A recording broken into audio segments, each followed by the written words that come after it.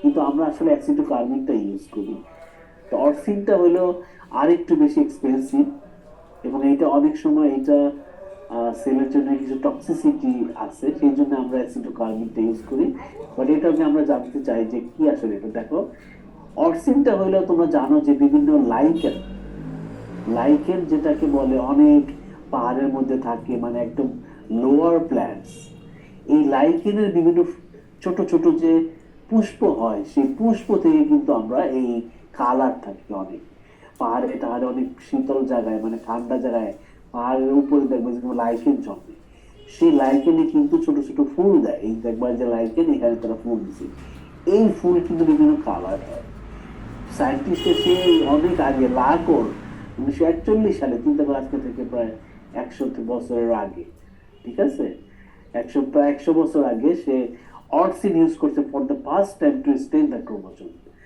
এবং তার ফর্মুলা হলো স্টিল আননোন, বাট বলা হয় যে এটা C22H24 নাইট্রোজেন 2 অ্যান্ড O7, এই ফর্মুলা তার একটা মোটামুটি আবিষ্কার করছে। এবং এটা ন্যাচারাল অরসিন আর obtain in two species of lichens. এই এই অরসিনটা পাওয়া যায় দুইটা স্পিসিসের লাইকেন থেকে, রোসেলা এবং এটাকে ল্যাকারোলটা পার্সেলা।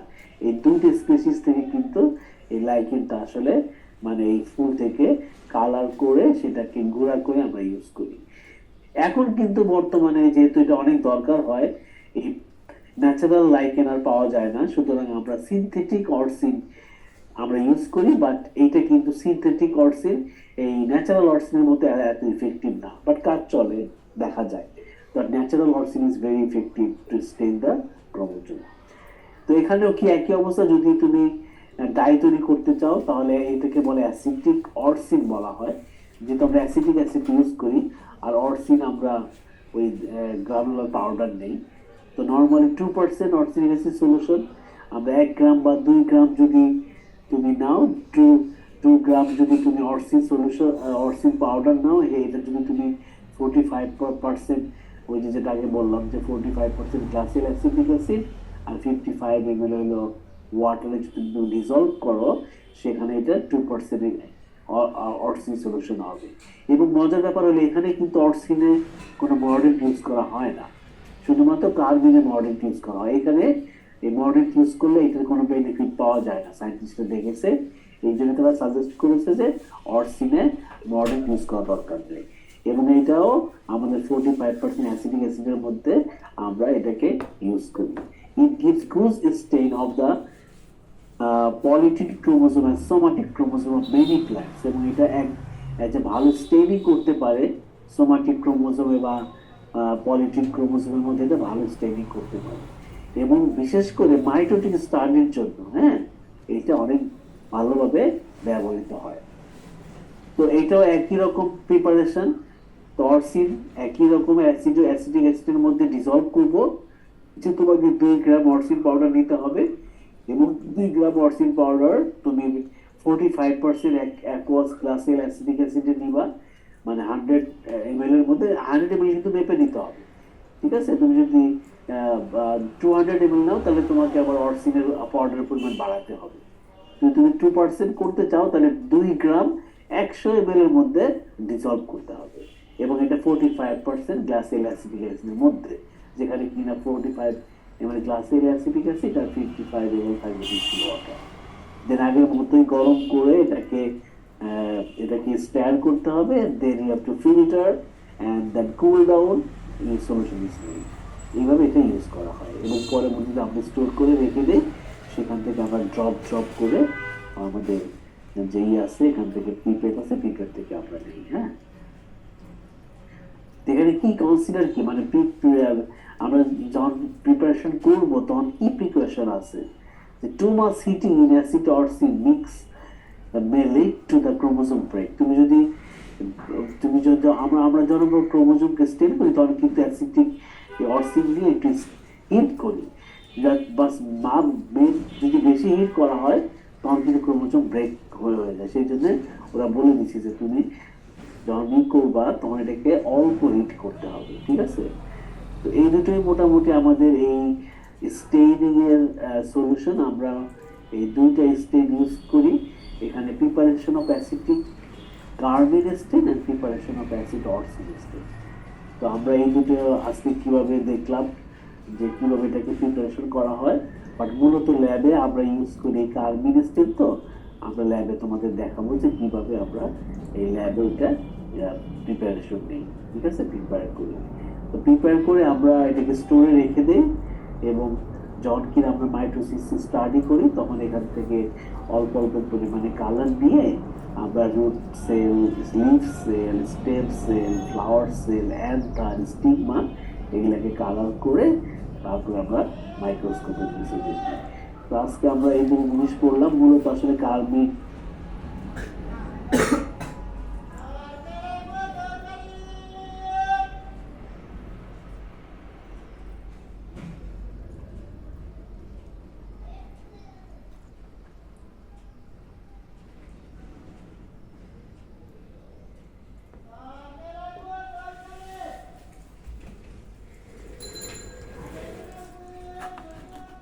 এবং 1% কার্বিন তৈরি করা যায়, এটা তোমরা দেখবা। ঠিক আছে, তোমাদের কোনো কোশ্চেন আছে কিনা বলো। আর মিড এক্সাম কতটুকু থাকবে, না কয়টা এক্সাম থাকবে?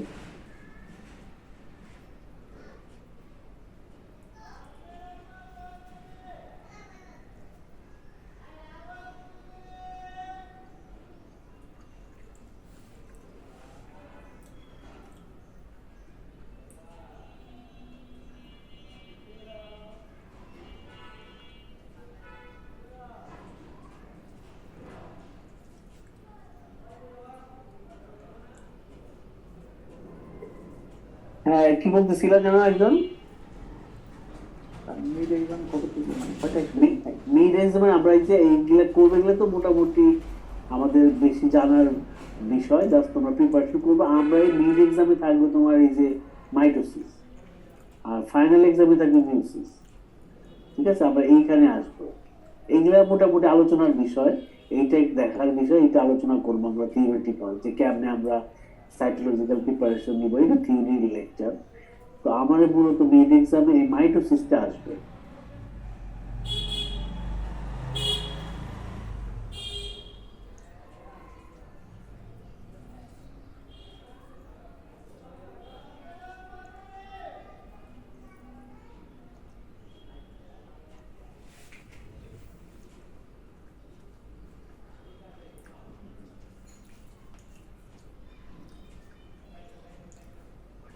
ঠিক আছে, তো তোমাদের এই দুটোর আমরা একটা শীট দিয়ে দিব, তোমরা শীট গুলো তোমাদের গ্রুপের ক্যাপ্টেন থেকে নিয়ে খাতায় সুন্দর করে লুজ শীট খাতা আর কি, তোমরা বোটানিতে করছো না, বোটানিতে খাতা বানাইছিলে না, প্র্যাকটিক্যাল খাতা, ওই রকম খাতায় তোমরা এই এটা আমি দিয়ে এটাকে সুন্দর করে যেটা বললাম আমি এইসব দিবা। আর একটা এই যে স্লাইড থেকে এইটা ছবি তুলে নাও, এইটা এঁকে ফেলবা, এইটা ছবি তুলে রাখো,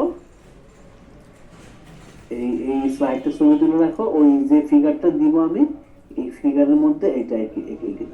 ঠিক আছে, যেটা আমি দিব শীট দিব, এই শীটের সাথে এইটা একটা পেজে আঁকায় রাখবো, মেথডস অফ প্রিপারিং অ্যাসিটোকার্বিন এন্ড অ্যাসিটো অরসিনেস্টিন। অ্যাসিটোকার্বিনের জায়গায় এখানে 2 গ্রাম অ্যাসিড লিখবা কার্বিন, আর অরসিনের জায়গায় এখানে 2 গ্রাম অরসিন লিখবা।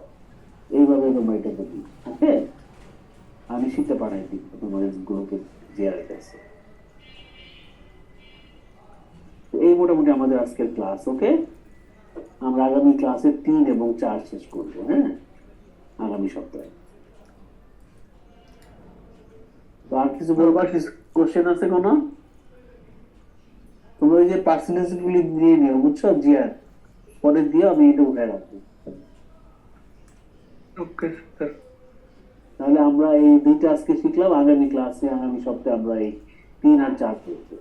তারপরে আমরা এইটা তোমরা প্র্যাকটিক্যাল করবা ল্যাবে, তারপরে চলে যাবো সরাসরি মাইটোসিসের মধ্যে। এইখানে অনেক দিন লাগবে তোমাদের, কারণ এইটা তোমাকে স্টেন ক্রোমোজোম মানে সেল বের করতে হবে, সেল থেকে ক্রোমোজোমে স্টেন করতে হবে।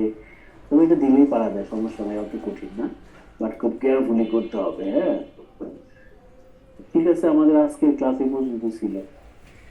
আর কিছু বলবা, কোনো কোশ্চেন আছে তোমাদের?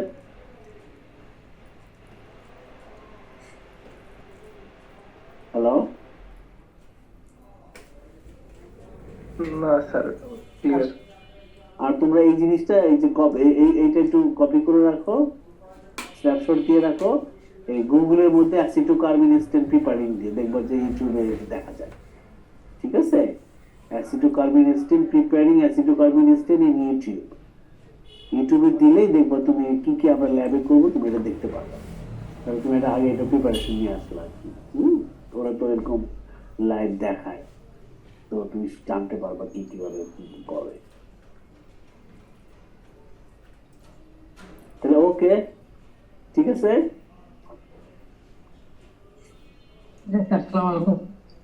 ভালো থাকো সবাই, উই আর লিভিং। হ্যাঁ, আল্লাহ হাফেজ স্যার। ভালো, ওকে।